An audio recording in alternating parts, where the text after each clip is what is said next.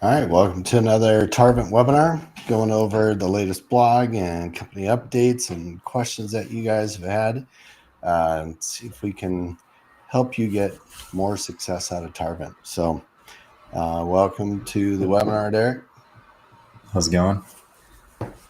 Pretty good. Feeling a little bit tired today for some reason, but Yeah, same. anyway, that's a life of programming and running a business like this. So, anyway, yeah, guess we'll just kind of jump into it and try to get some energy flowing here. But all right, so company updates. So I guess how's Active Yeah, I can Pieces? start.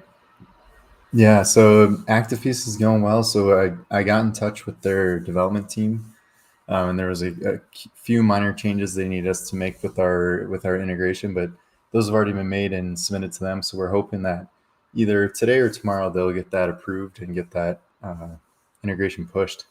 So you should see an email shortly, hopefully today or tomorrow, about that Active Pieces integration, and we should be live this week. So definitely exciting to get onto Active Pieces. I know that's something a lot of you requested, so it's finally here. So yeah, hoping for today or tomorrow, but we'll definitely send out an email, send out update the what's new within the app, so you guys are updated with all the information on that.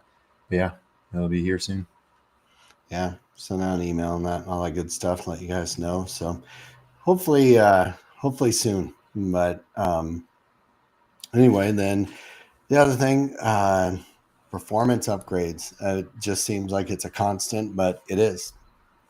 So we're working on some upgrades in our system, a lot of different areas, but it's going to be released here. We were thinking yesterday, but ran into a couple more things that we wanted to get fit in. So hopefully within the next day or so, we'll get that pushed, and those enhancements are again around contacts, and since that's one of the biggest areas of the system that gets used, so we're just doing a lot of performance enhancements. Hopefully you guys have noticed some good upgrades that we've done, being able to list contacts on the within your audience, and even if you have a very large list, 4, 5, 600,000 contacts, it still loads really, really fast now. So, and then we ran into a little bit of issue there.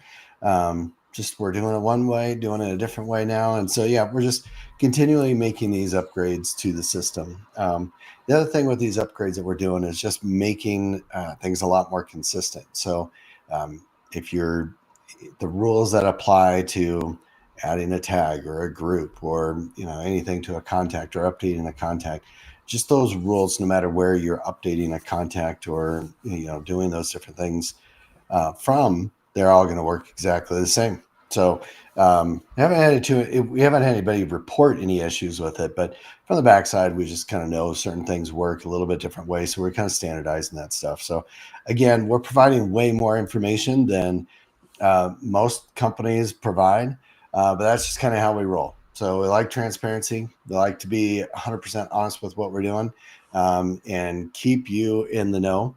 Because like you guys, we're people, and we are working as hard as we can. So it's not just this imaginary team of people that don't do anything. But anyway, so with that, we're working on those performance enhancements. Like I said, you'll probably see a notice within the app of API releases, hopefully within a day or so.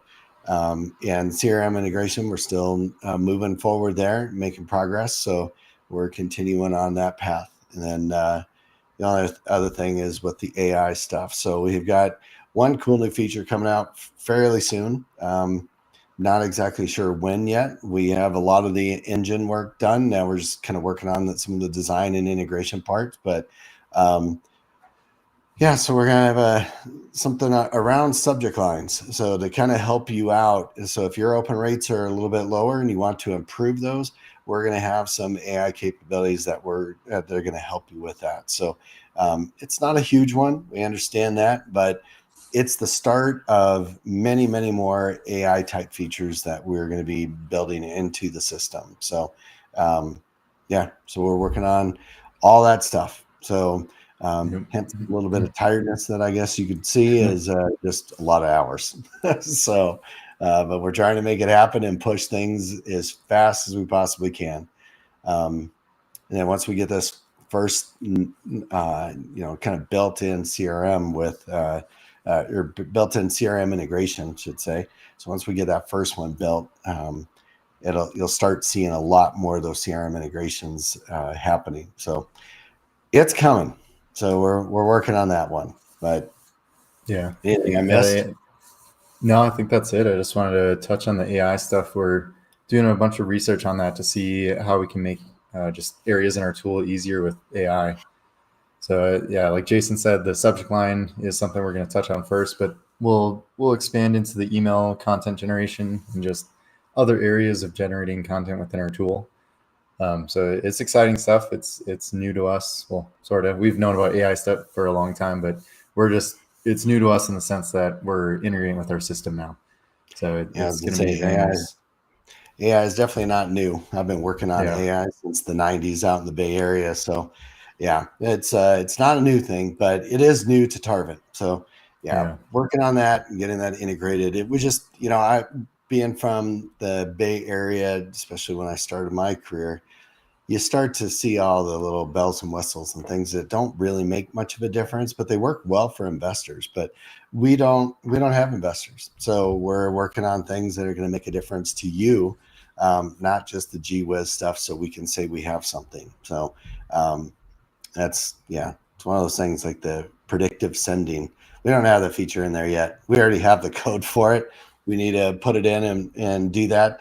It's not an AI based thing. I don't understand why people will say that it's AI based. I mean, there is some, but you can also do it with some just basic math. So, well, I should say basic math, but you can use some math to figure that stuff out. So, and not really an AI type feature in the sense of using a neural network, but whatever.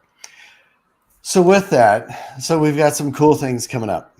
But now jump over to the blog, the latest blog that we've got here. So 7 marketing automation workflows that save you hours every week. We've been talking about marketing automation now for a few weeks, and we're really just trying to drive that home and show you all the benefits to it. Because as much as you see benefits with AI, because you don't have to do as much research, you don't have to have all the knowledge to do things. You can let AI do this work for you, and it can take much more information into account. Marketing automation is kind of that same way. So it's an automation feature. It's been around forever. Heck, automation in general has been around since, Henry Ford got started revolutionizing the industrial age with automation with building cars. So it's been around forever and ever. And it went well before then. But anyway, so automation has been around just in the digital age. It's there. It's something you should be using. We use it. We wish we'd use it more, and you got to take the time to set it up. Once you set it up, then it saves you a ton of time.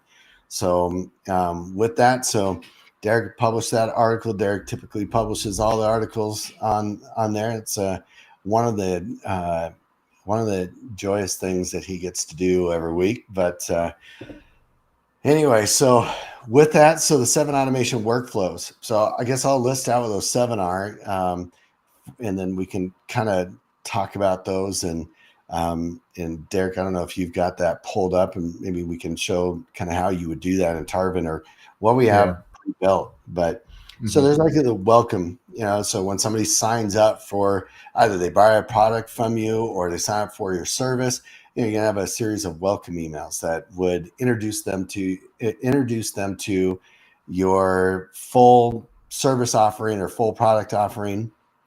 You're certainly not going to just want to hand them a catalog and say, look through everything. You're going to want to point some things out. And so that's where automations come in for that welcome series. We've got post-click follow-up. So, they click on a landing page or they click to go to a survey or what have you. They click on a link on your website. With our site tracking tools, then you can use that. So as soon as they click something, you can send an email or you can add a tag to them for segmentation later on, so you can specifically target people that clicked on a particular link. So we've got lead nurturing. So again, just kind of like you sign up for our blog, we're going to send you blogs and we're going to keep giving you information about Tarvent, about the industry in general, hoping that with that, you see that we add some value to what you're doing and you decide to go with us. And that's the same thing you could be doing. There's abandoned cart. I think that's a pretty easy one. There is some interesting things around abandoned cart that people may not really understand. But re-engagement. So, if people haven't been, they haven't clicked, they haven't opened your emails, to re-engage them and to offer them something in return for them re-engaging. Then there's date-based. So, like if you have a loyalty program or they sign up for a year, you can send them emails when that year is coming due and ready for a renewal or whatnot. So there's date based and then there's tag based routing. So at tag based routing, just based on the tag that they have, you can route them to different areas within the system or within your website or different content that you're going to send them. So anyway, so those are kind of the 7 different ones and some examples of where they'd be used. Derek, let me just, let's see, I guess I'm going to share your screen and you can kind of show where in Tarvent you actually set that up. Yeah. Another thing I want to just touch on for those 7 workflows is last week in our webinar, we really went over the welcome series. And we kind of talked about the purpose of the welcome series, what you should be including in that, and kind of just what the overall goal for your company should be when doing a welcome series. So we highly suggest checking that webinar out. Also, there's a blog post correlated with that webinar, so that just goes more into detail about what that welcome series is and how to make it more effective to increase your conversions. So, But yeah, I can go through kind of some of these on how you'd set them up in Tarvent. Yeah, or even just how you access them. I don't think we should go over how you set I wasn't going to plan. I'll show you guys. We have a lot of journey templates in our system that kind of make it easy. Well, not kind of, just it makes it really easy to set all these series up or all these automations up. So if you go into journeys and click new journey, then in here you can see all these journey templates that we have set up for you guys. We separate them out here for just the different purposes. So we have some built specifically for welcome, some for just managing your contacts and birthday and events, which kind of touch on the 7 different automation workflows that you can use to save time. So in here, you could set it up based on your birthday. So if you store the birthday per contact, then this journey would run every time it hits their birthday. It'd run this journey, so you can send them an email, send them a discount. I think that's the most typical flow on your birthday is it's your birthday, so here's 20% off or whatever else. So that's a really useful one. And just, again, all this is to save you time. So instead of having to send out an email for everyone that has a birthday in June, for example, you could just have an automation running that does it real time. So it does it per day. It's not something you have to do manually. And then if you keep scrolling down, we have some other ones. So engagement tagging. So this is kind of a cool one. So based on if a customer engages with one of your campaigns, it'll tag them with one of those relevant tags. So in here, we have a description on what tags this includes. So this could be recently active, not engaged, or engaged. So yeah, this journey basically sets up a flow, checks to see if they're engaged, and then based on that, it has a decision split to know whether or not to add the engaged or not engaged tag to them. So then if you want to send a campaign out to all the people that are not engaged, then this journey kind of sets that up for you to do. And again, if you don't want that one, I was going to mention on that one, that one's a little bit unique because there is, you can see there's 2. So you actually have to run both of those in tandem because they kind of interact with each other and bounce contact. Not that they'll see it, but that contact kind of gets managed by both of those journeys together. So it can manage that engagement stuff. So just on there. And then that birthday one, you could send it on the birthday. You could send it like 7 days before or 5 days before or 1 day before or after or what have you. So there's a lot of different things with this. So we're just kind of going over some of the basics, but by no means does this mean this is the extent of the functionality. There's just a lot more in there, but figure I'd at least say that just because, I don't know, I've got to make sure that we let people know there's more than meets the eye. Yeah. Yeah, these are, yeah, like Jason said, these are just templates to get you started, but with all the contact filtering and all the different flexibility we provide for the triggers, there's so much you can do to modify this to fit your exact business case. Yeah. Because yeah, that's kind of why we exist. Is we want to give you a system that's super flexible, so no matter what business case you have, our system can handle it. So Yeah. yeah, and just continue on. We have some more. So gated content delivery by form. So this is another really popular one, and this kind of is that lead nurturing workflow that we talk about in the blog. But basically, you'd put a form on a landing page. Once they fill out that form, a lot of times it's to collect customer data. So you'll say, if you fill out this form, then we'll give you a white paper on email marketing, or we'll give you a white paper on something to help them with their business. And so the whole purpose of this journey is to say, once they fill out that form, then deliver that, in this case, gated content. So just the content that they'll be delivered if they fill out the form. So this is another super useful one. So you can do that based on form. You can do that based on survey. Um, yeah, so we just continue. I mean, we have a lot of journey templates in here. I'm not going to go through each one, but just make sure when you read this blog and you're wanting to set up a journey to make things easier, just check out our journey templates first, because it'll give you a head start on getting that journey set up. Yeah. And I mean, we've got a lot, like Derek said. So we have a lot. Start small. Don't just try to implement all these at once because they're cool and they look like they're going to really benefit you. Do one at a time. Add one in, run it for a week, see how it's doing, get familiar with how it works, and then you can start adding more and more to it. There, you can have an unlimited number of journeys running in the system. So that's not an issue. It's not like, I mean, time's going to pass you by, obviously, but you need to start small just to kind of learn things. So I guess you don't need to, but we'd suggest that. Yeah. Another cool little tidbit of information, just so you know, is so over to the left, you've got standard journeys, and then you have the account journeys under it.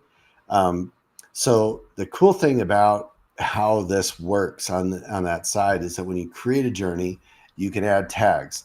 When you add those tags are used to categorize the journeys on the left. So those tags are actually helpful to you to kind of organize this out. So if you have a big team, then you can organize your journeys using those tags, and that will control how they're rendered in here. So you can categorize different journeys together using those tags. So it's kind of a cool little feature. That's how we did those the standard journeys at the top. So we categorize those using tags, and we give you the same capability on your side. So Yeah. just small tidbit of information, and that applies to anything in our system. So if you're doing campaign templates, then you can do the same thing in there, or campaigns themselves, because you can copy from one campaign to create another one. So anyway, that's just a cool little tidbit of information that you can use tags to control that. Yeah.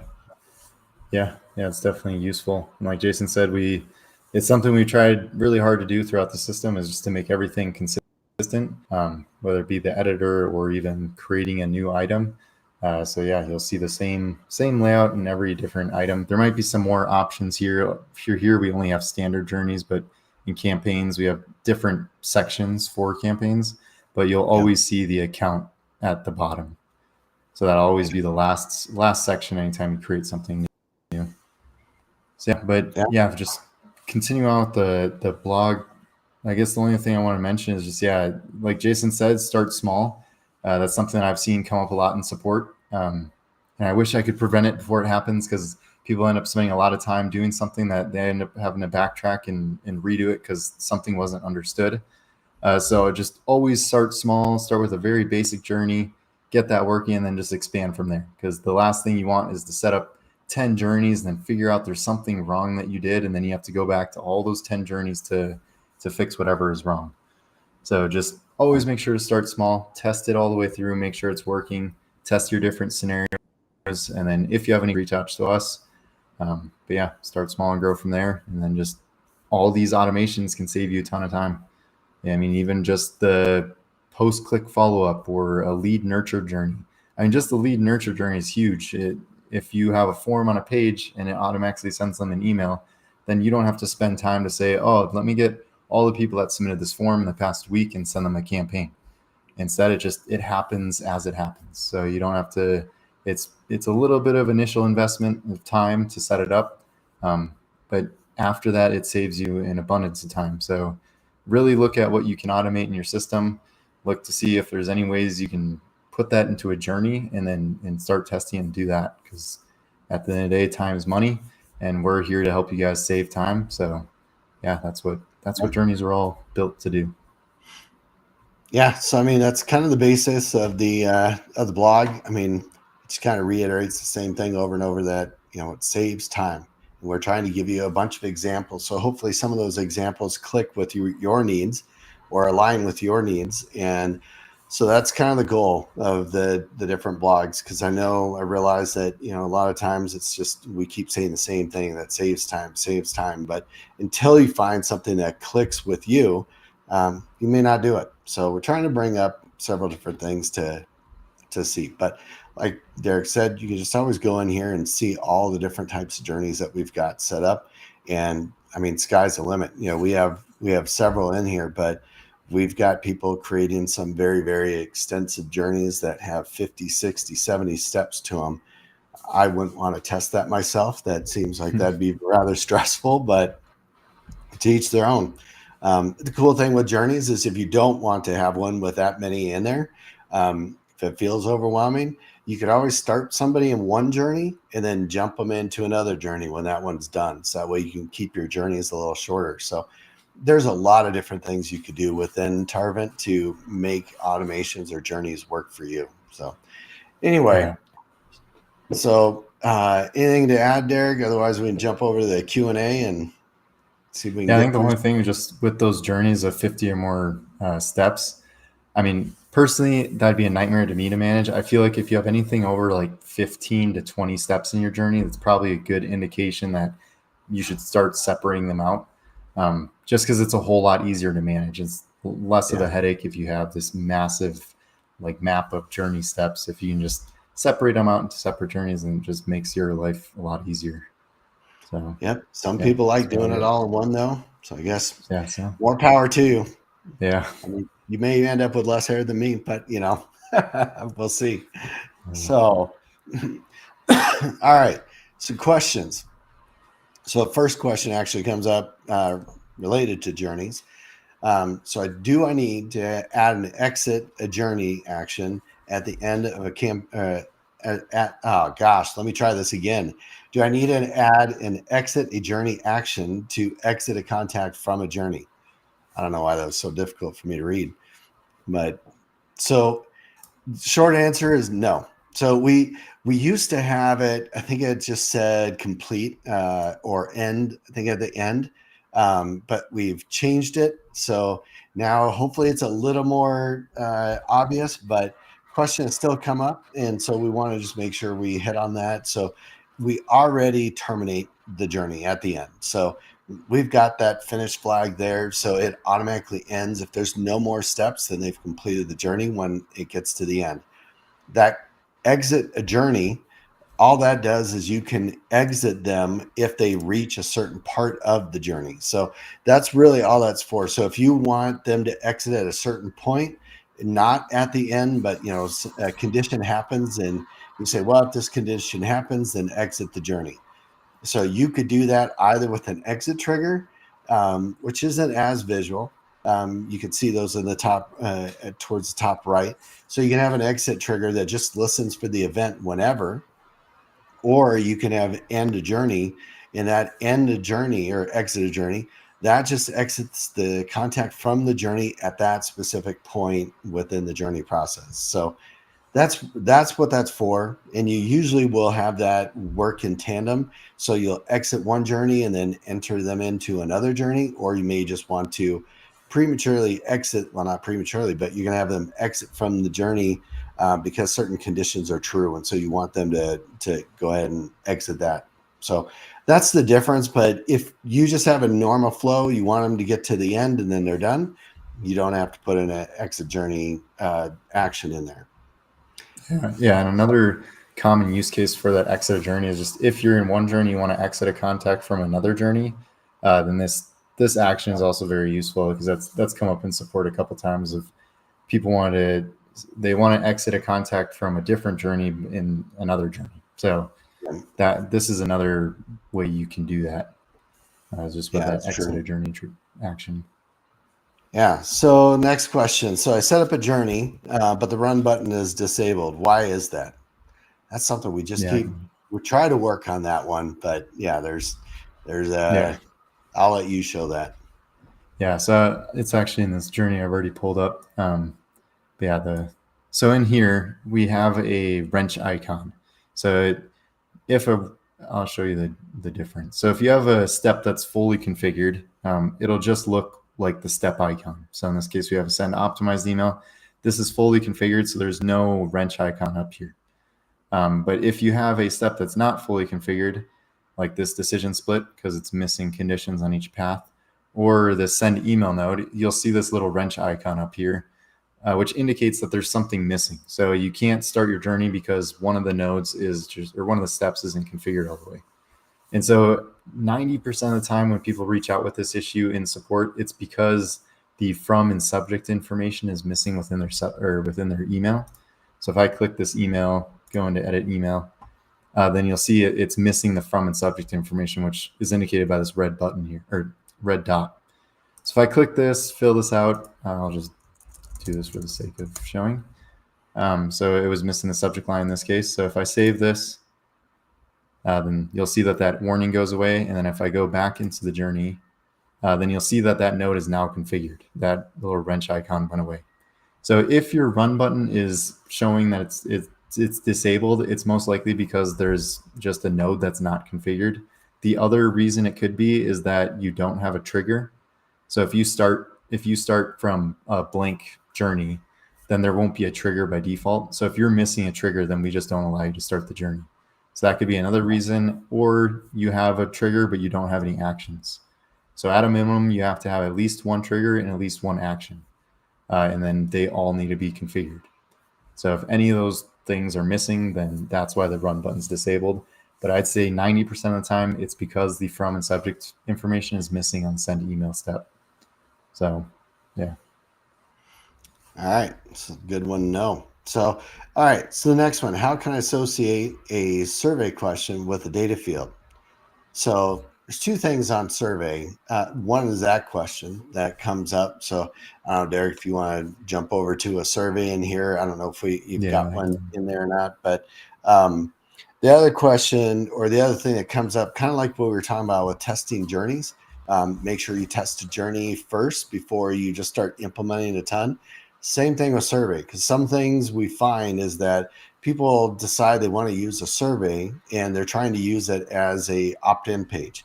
So they're trying to use it to have somebody join your list, but it's a survey. So surveys can be taken by anybody. You don't have to be a contact in your audience. They could just be anybody. So you can put a survey out on a web page, and people can take that survey, and you've got all your responses to those questions. So that's kind of what a survey is for.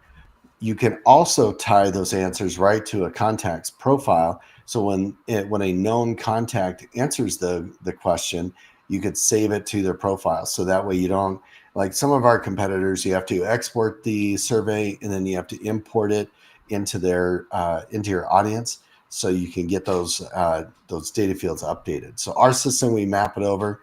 So that way, well, we allow you to map it. So when that gets saved, it gets saved with their profile as well.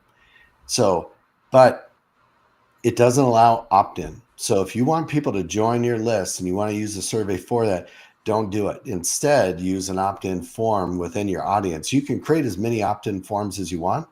And the capability for opt-in pages versus surveys is almost identical. The only difference is that an opt-in page is going to have that contact join your mailing list, whereas a survey doesn't join the mailing list or doesn't join your audience. So that's really the difference between them. It's a small difference. And I understand the confusion, especially because they kind of look the same. You can do a lot of the same things, but that's one of those little nuances about them. So we'll find that people spend a whole bunch of time building out a survey. They get it all done. It looks great. And then they can, they submit a ticket because it's not joining, it's not adding that new contact to their audience. And that's when we tell them, hey, it's set up this way. We try to warn people in the app, but something that sometimes gets overlooked because, like everybody else, nobody tends to enjoy reading anymore. So we try to make things as visual as possible. But anyway, back to the original question. So the original question again was, how do I associate a survey question or map it to a data field? So that way, when a known contact submits the survey, their answer gets stored in their profile. So Derek, I'll let you kind of take it over from here. Yeah. So the sources question, I guess it all starts with when you create your survey. So in the new survey dialog, I'll just start from scratch for the sake of this. But in here, there's an option to select an audience. And this might look differently for you because if you only have one audience in your account, then it's just going to be a switch that you can toggle. And the switch will basically say allow survey submissions to map to my audience or something of that sort. But in this case, we have multiple audiences, so that's why it shows a dropdown. But if you want to associate a survey question with a data field, then this field must be selected when you create the survey. So if this field's not selected, then you just won't be able to map those questions. And then, once you're in, let me see if I have a survey. This is also kind of a nice thing to see if your survey is associated with an audience. If you go into the view info, then you can see if it's associated with an audience, then you'll see this audience field down here. So in this case, it is. So if I go into here and I go to add another question, then this is where you set up that mapping. So the first part of the add question dialog, it gives the option to save answer to contact's profile field. So if I enable this, and then I can select a profile field, I'll just pick customer ID, and then I can hit next. So then this is where you set up your question type, just like when you've added all your other survey questions. But yeah, that first creating your survey, making sure it's assigned to an audience. And then also when you create the survey question, just making sure to map it first. And then that's how you map those questions over. And just I guess, did you have something to say, Jason? No, go ahead. Yeah, I was just going to say the only other part that's really essential to this that is sometimes forgotten is that for us to know who's submitting the survey, the contact has to come from a link within an email that's sent to them. So like a campaign, if you put a survey link in there, then we'll know what contact clicked that link, so then we can associate that contact with the survey submission. But if somebody just gets your survey link, like if you give them, you can come in here and you can copy survey link. So if you just copy that survey link and then send it to someone to fill out the survey, Tarvent won't know who that person is when it's submitted, so there wouldn't be any way for us to update their profile. The survey will still work. It's just there's no way to update a profile because we don't know who that person is. So they must come from a link that's within a campaign or within a journey email, because that link has the information needed to associate that survey submission with their contact. Yeah.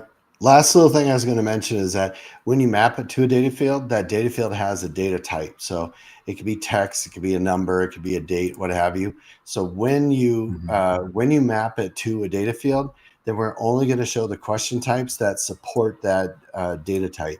So you'll see that when you map that over, you may not have as many question options available to you because it really just kind of depends on what that data type is. So if it's country, then you're just going to have a country drop down. If it's a phone, then you're going to have a phone input. But so different things have different question types available. So just so you know that when you map things, when you map it to a data type, it's going to have, when you map to a data field, that data field has a type. And so that's what we're going to show questions based on.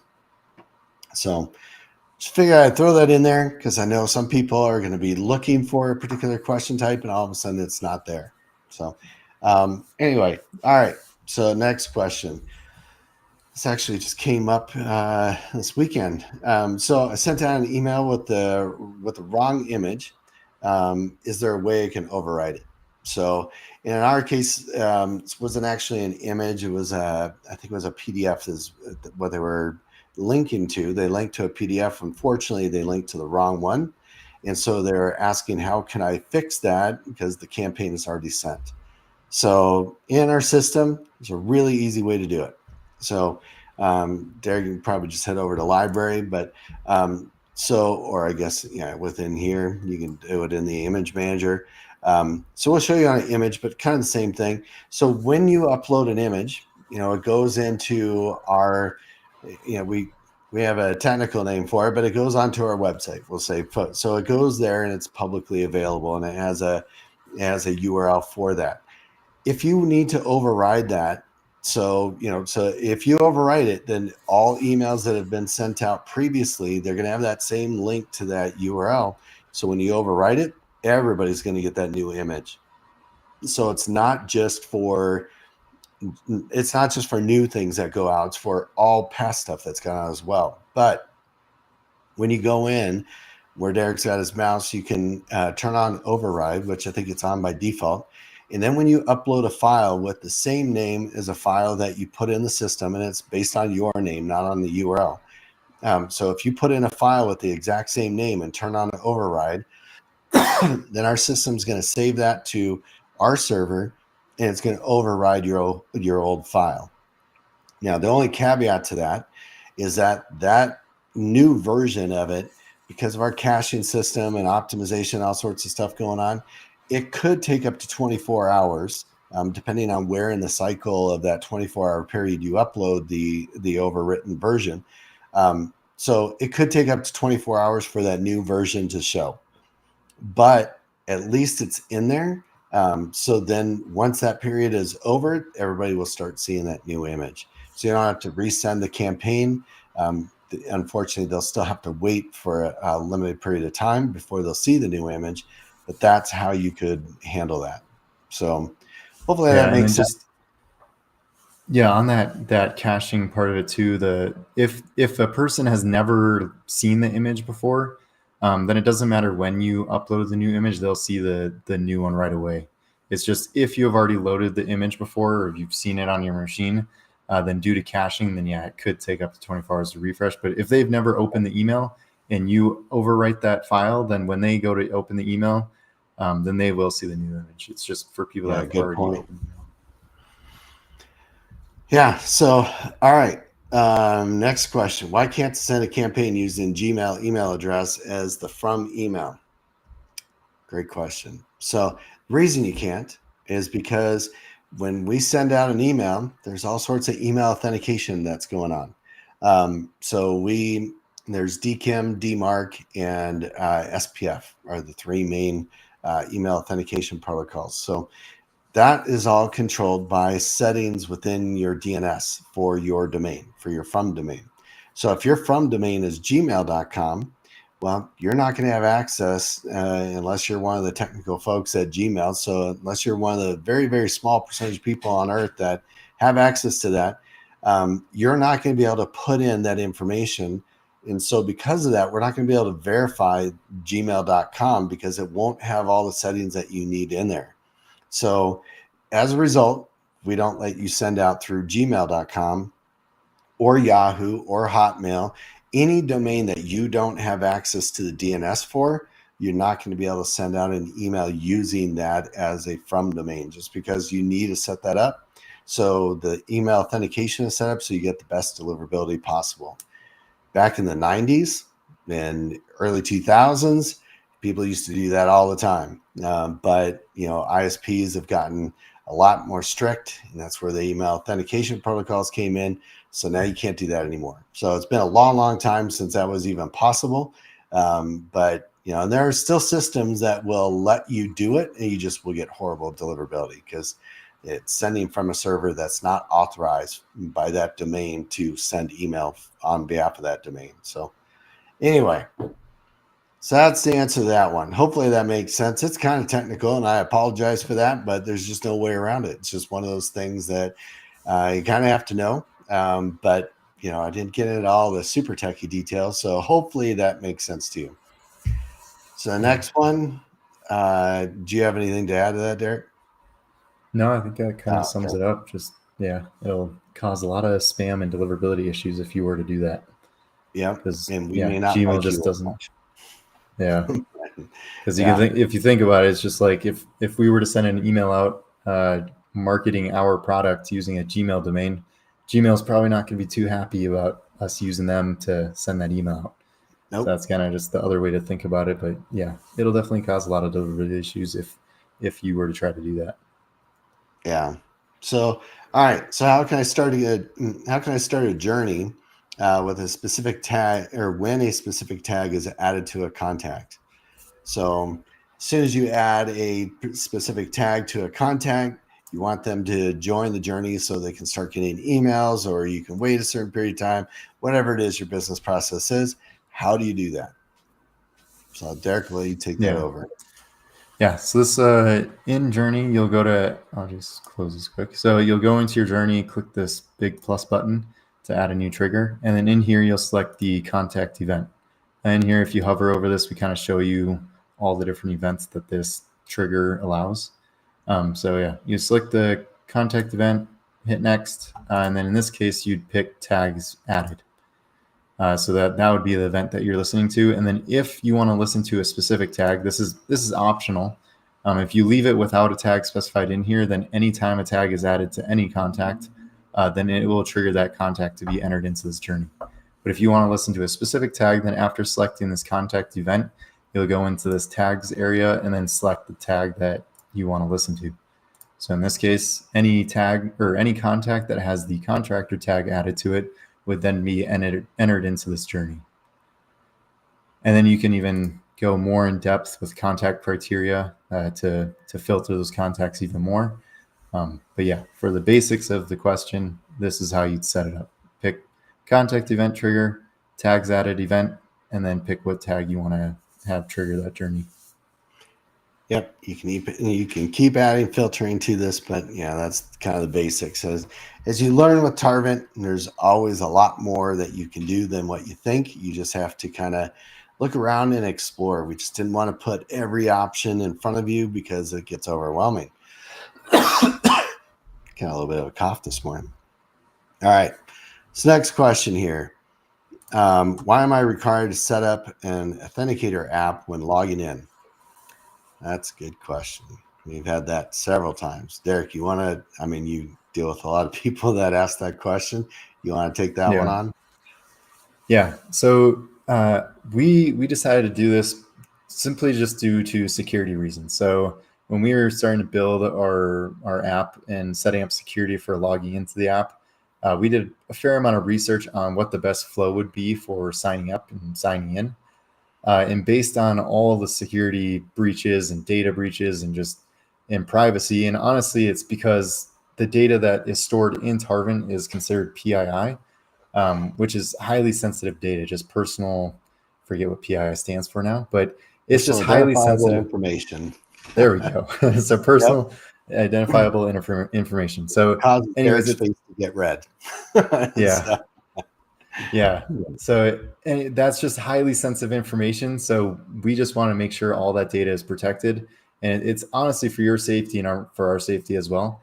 But anyways, so that's why we implemented the Authenticator app when you log in. So after when your first time logging in, you won't see it because there's nothing in the system. You're just logging in for the first time and creating your account. But once you log out, or once you're logged out because of due to inactivity, then the second time you log in, you'll see that you need to set up an Authenticator app. And yeah, it's just to protect your guys' data. So it might seem inconvenient because you have to install an app on your phone to get that 6-digit code. But at the end of the day, your data will be protected. And yeah, that's our top priorities. We understand it's a little bit inconvenient to have that in your process, but at the end of the day, we'd rather have your data protected than making the sign up flow super easy. So that's why that was Yeah. And with that, we give 2 suggestions on there.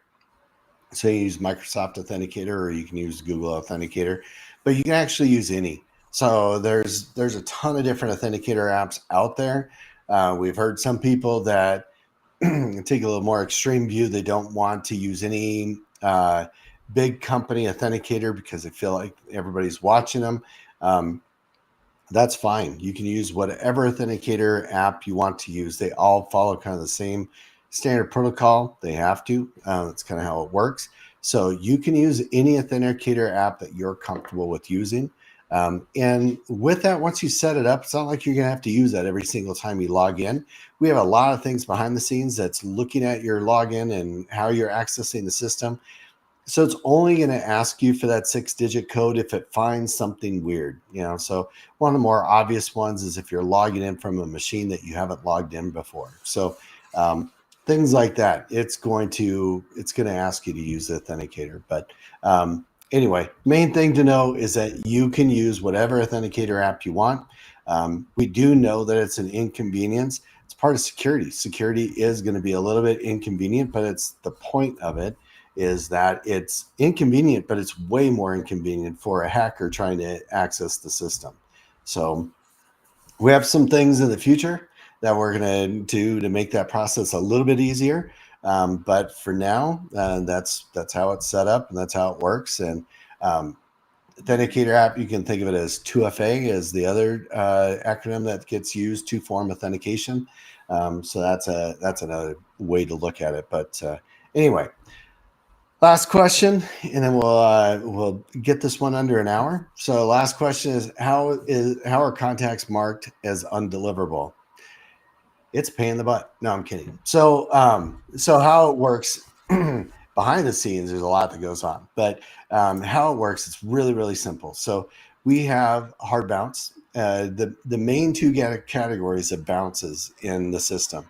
There's hard bounces and there's soft bounces. So hard bounces are typically permanent, like an email address doesn't exist. So that type of an error, it's permanent. It's not going to exist until somebody creates it. But if they create it, it's probably not the person that originally gave you that email address.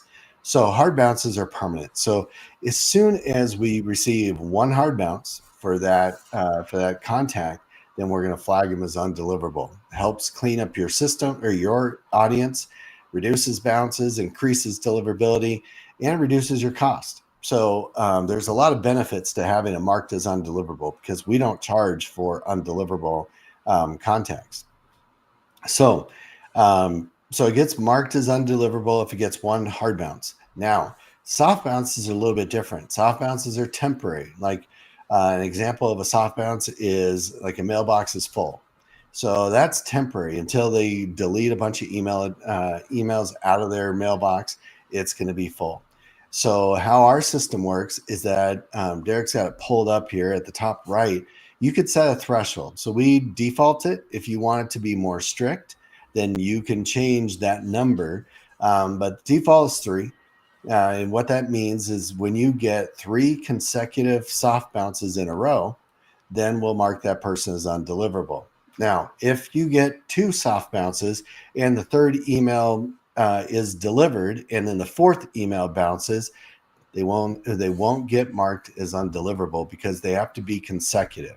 So if they get 2 and then they get a delivered, then the bounce count on the back end, that bounce count actually will go back to 0 and it starts all over again. So once they get up to 3 in a row, or whatever you have that setting set to, so once they get to that limit, then we will mark them as undeliverable. So, and that happens, it's not real time, it's periodically throughout the day, but it runs at a really regular schedule. So it's going to keep those very updated. So almost real time. And then I believe you could still see the bounce count per contact. Is that right? Or Yeah. am I? Yep. Okay. So yeah, when you go into a contact, you can go to the details of the contact and actually see what their bounce count is. So we'll show you that information.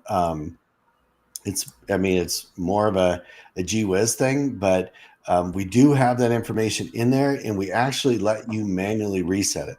So if you want to reset the bounce count, again, I would suggest not doing that. But if you want to, if you have a very specific reason that you don't want them to get undelivered or get flagged as undeliverable, and you want them to stay in, then you can certainly go in and reset their bounce count, and that'll put them back to 0. So then it'll have to be 3 consecutive after that.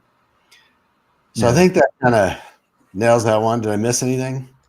No, I was just going to add to it for the undeliverable context. I've gotten this quite a bit in support. People have asked about deleting those contacts out of their system just because they want to clean things up. Our suggestion would be to leave them in there, and this is just from a spam point of view.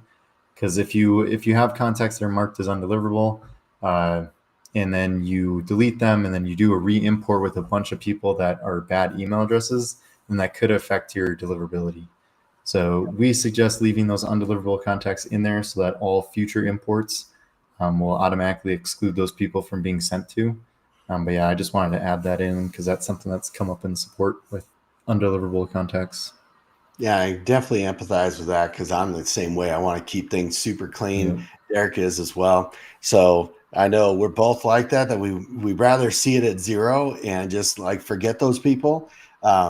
And maybe that's something will allow you to hide that number so you don't even have to look at it. But it's something that we could show you in another screen, but it's not right on the homepage. That way, it's kind of out of sight, out of mind type thing. But we do show it there, but keep them in there. It's the same thing with unsubscribes. Don't delete your unsubscribes because if you delete them and then you re-import, well, guess what? They're opted back in. So you want to keep those unsubscribes. You want to keep those the spam complaints, all those different statuses. We want those contacts in there. So if you do an import or with integrations, you add a person back in, we're going to know what their current status is. So anyway, it's kind of it for questions. So I think we made it through another webinar. As always, we have an affiliate program. We love our affiliates. We'd love to have you as an affiliate within our system. It's really easy to sign up as an affiliate. You can just go up to the top by your little icon for your user and select the become an affiliate and ask to be an affiliate. You have to answer a few questions. It's not that painful. So you have to answer some questions, but the benefit is you can get up to 30% a month for the life of an account. So you get an account to sign up with you as the affiliate. You're going to get paid for the life of that account with our system. And like I said, you can make up to 30%, as low as 20% and as high as 30%. So it's a really good deal. It's definitely a good source of income for you. And it's passive income because you don't really have to do anything for it. We do all the work. So, we want to keep them as a customer and we want to keep paying you. So it's benefit to us, and there's no cap. I mean, 30% is the cap, but if we're paying you $1 million a month, I guarantee I'm going to personally hug you as long as you allow it. Otherwise I'll just go in for the attempt, but whatever. So we do really like our affiliates. So just want to let you guys know there's an affiliate. Please like and subscribe. Lets us know that we're doing a good job. Give us feedback. You can tell us how much you hate us or how much you love us or somewhere in the middle. But we like when people like and subscribe. It helps us out, helps you get notified when our next webinar is. Otherwise, we're going to send you an email, do an in-app notification, all sorts of stuff. Questions. If you have a question for the webinar, you're really wishing we would answer a question, ask the question. We'll answer it. So you can submit a support ticket. You can go to our website and go to the webinar page, and you'll be able to submit a question there. So there's tons of ways you can submit it. If you have our personal email addresses or you have our phone numbers, whatever way you can reach us, then do it and ask a question. We'll make sure to put it in the webinar. We're on not on every social media channel, but we're on most social media channels. So please follow us. We give a lot of information in those. We announce our blogs and provide information through there. So it's another good way to let us know that a community exists and that they like what we're doing and keep doing it. And as usual, our next webinar is going to be June 10th. Man, this year seems to be going by so fast. But June 10th. So next week, Tuesday, 10 a.m. Mountain Standard Time. So if you're in the Denver area, it's 10 a.m. If you're not in the Denver area or around there, then, whatever it is in your time zone. With that, I greatly appreciate you guys watching our webinar. Makes us feel like, we're not talking just to ourselves, even though we're just talking to this inanimate object called a webcam. So, give us some feedback. We'd love to hear from you guys. Yeah. Derek. Thank you guys for watching, and look forward to the next one. All right. See you guys next time.